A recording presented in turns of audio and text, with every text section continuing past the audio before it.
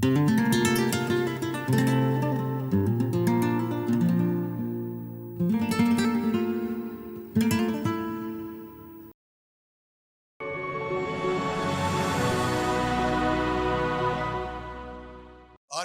இயேசு கிறிஸ்துவினுடைய நாமத்தினாலே உங்கள் அனைவருக்கும் எங்களுடைய அன்பின் வாழ்த்துக்கள். தினம் ஒரு வாக்குத்தத்த நிகழ்ச்சி மூலமா உங்களை சந்திப்பது எங்களுக்கு மிகவும் மகிழ்ச்சியா இருக்கிறது. இந்த காலை வேளையில பரிசுத்த ஆவியான் நம்மோடு பேசுகிற வார்த்தைகளை நம்ம கேட்கலாமா? இங்க பிரசங்கி 10வது அதிகாரத்துல 19வது வசனத்தை வாசிக்க கேட்கலாமா? விருந்து சந்தோஷத்துக்கென்று செய்யப்படும், விருந்து சந்தோஷத்துக்கென்று செய்யப்படும், திராட்சரசம் ஜீவனுள்ளோரை களிப்பாக்கும், பணமோ எல்லாவற்றிற்கும் உதவும். பாருங்க, பணமோ எல்லாவற்றுக்கும் உதவும். இன்னைக்கு நிறைய பேர் அதுக்காக தான் நிறைய பேர் பிரயாசப்படுகிறாங்க, இரவும் பகலும் பிரயாசப்படுகிறாங்க. பணம் தேவை, பணம் தேவை, பணம் தேவைன்னு பணம் பணம் பணம். அப்ப பணமே கடவுளாய் மாறி போச்சு. இப்போ அநேகருக்கு பணமே எல்லாவற்றுக்கும் உதவும் அப்படின்னு இந்த காலையில் அப்படின்னு நமக்கு ஆண்டவர் சொன்னாலும், ஆனா அதே காரியத்தை நம்ம யோசிக்கவும் கூடாது, அதே ஆசையோடு வாழவும் கூடாது. 1 தீமோத்தேயு 6வது அதிகாரம் 10வது வசனம் வாசிக்கலாமா? பண ஆசை, பண ஆசை எல்லா தீமைக்கும் வேறா இருக்கிறது. பணம் தேவைத்தான், ஆனா பண ஆசை வேணாம். நம்ம தேவைக்கு, நம்ம குடும்பத்துக்கு, நம்ம பிள்ளைகள் படிப்புக்கு, திருமணத்துக்கு, வீட்டு காரியங்களுக்கு, மற்ற எல்லா விதமான காரியங்களுக்கு தேவை. ஆனா பணத்துக்காகவே வாழணும். இன்னைக்கு எத்தனையோ பார்க்குறீங்க, எத்தனையோ ஐடி டிபார்ட்மெண்ட்ல எத்தனையோ இடத்துல பார்க்குறீங்க. நீங்க கொஞ்சம் யோசித்து பாருங்க. பெரிய பெரிய பதவியில் நிறைய கோடிக்கணக்கான சொத்துக்களை சேர்க்கிறாங்க. அவங்களுடைய முடிவு என்ன ஆகுது? அதனால வாசிங்க அந்த 1 தீமோத்தேயு 6:10. பண ஆசை, பண ஆசை எல்லா தீமைக்கும் வேறா இருக்கிறது, எல்லா தீமைக்கு வேறா இருக்கிறது. சிலர் அதை இச்சித்து விசுவாசத்தை விட்டு வழுவி அநேக வேதனைகளாலே தங்களை உருவ குத்தி கொண்டிருக்கிறார்கள். இது நிறைய பேர் வாழ்க்கையில, என்னுடைய ஊழியத்துல நான் நிறைய அந்த காரியத்தை பார்த்துட்டேன்.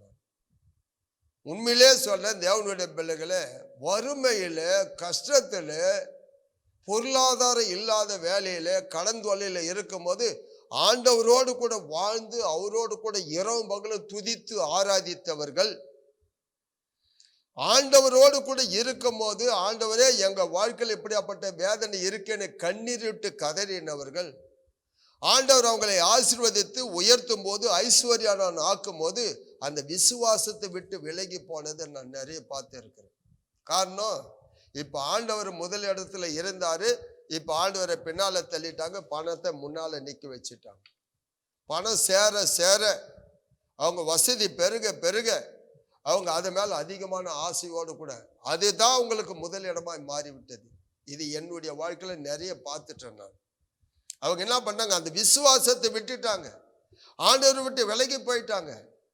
அப்ப பணம் அவங்க வாழ்க்கையில அதுதான் முக்கியம் என்று, முதலிடம் என்று நினைக்கிறாங்க. பணம் தேவைதான், எல்லாரும் இதை கேட்குற அத்தனை பேருக்கும் தேவை, எனக்கும் தேவை. ஆனா அந்த பணமே நம்ம வாழ்க்கையில ஆசையாய் மாறக்கூடாது. அதை சேர்க்கணுன்ற எண்ணத்தினால இரவு பகல ஓடக்கூடாது. கடைசியில அதே 1 தீமோத்தேயு 3:3 வாசிக்கலாமா? அவன் மதுபான பிரியனும் அடிக்கிறவனும் இழிவான ஆதாயத்தை இச்சிக்கிறவனுமாயிராமல் பொறுமை உள்ளவனும் சண்டை பண்ணாதவனும் பண ஆசை இல்லாதவனுமாயிருந்து. பண ஆசை இல்லாதவனாய் இருக்கணும். பாருங்க, இன்னைக்கு உலகத்திலேயே கோடி கோடியான பணம் வச்சுருக்கிறவங்களுக்கு சமாதானம் இல்லைங்க, இல்லை, கிடையவே கிடையாது. இன்னைக்கு நிறைய பேர் யோசிக்கிறான், நிறைய சேர்த்துடுறாங்க. எத்தனை இடத்துல எவ்வளோ ரெய்டு வருது தெரியுங்களா? எத்தனை கோடி கணக்கத்தில் தங்கங்களையும், புரியுதுங்களா, பழங்களையும், சொத்துகளையும், பத்திரங்களையும் குவிச்சு வச்சு இருக்கிறாங்க. லேண்டு ஏக்கர் கணக்கில், ஆயிரக்கணக்கான ஏக்கர். ஆனால் நம்மெல்லாம் ஒரு சிலர் இதை கேட்குறோங்க, இருக்கிற இடம் கூட கிடையாது, வாடகை வீட்டில் பல வருஷமா வாழ்ந்துட்டு இருக்கிறாங்க.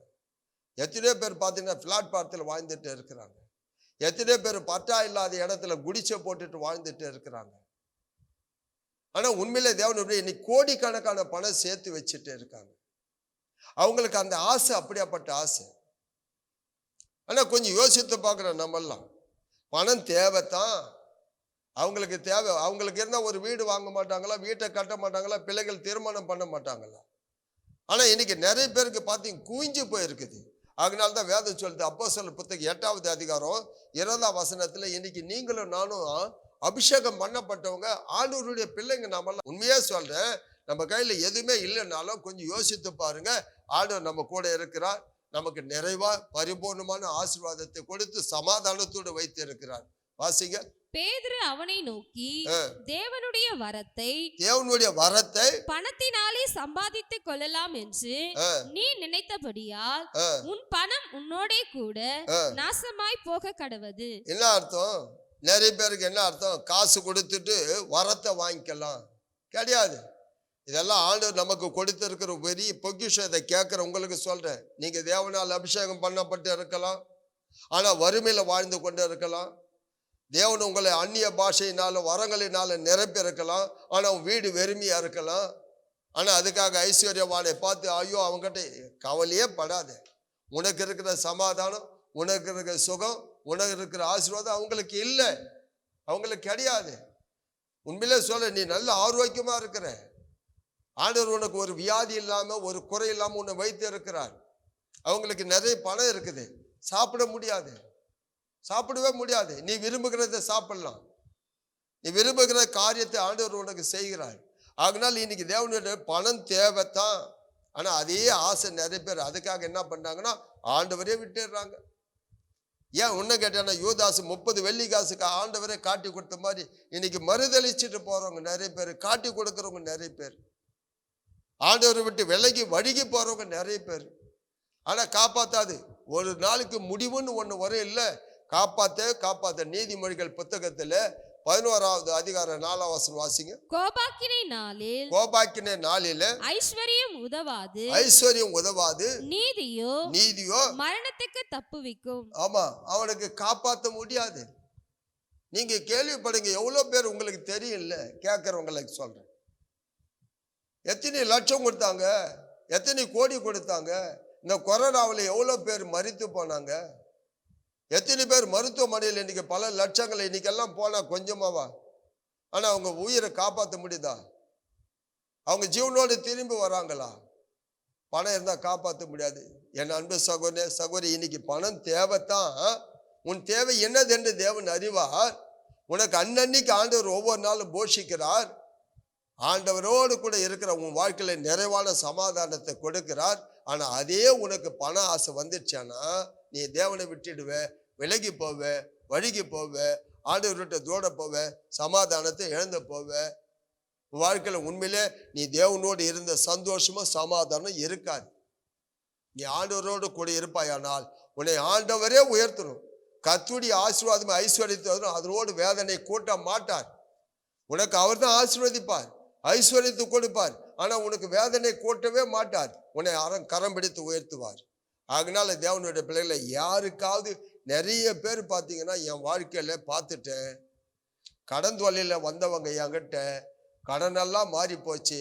வாடகை வீட்டில் இருந்தவங்க வாடகை இல்லாத வீடு, சொந்த வீடு ஆண்டவர் கொடுக்கிறாரு.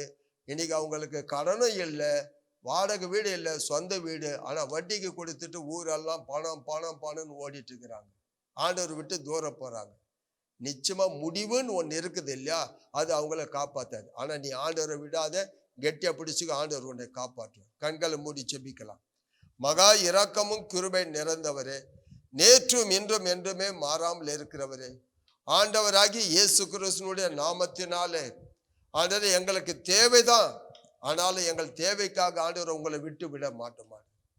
ஆண்டவரை மண்ணுக்காக மாணிக்கத்தை விட மாட்டோம்.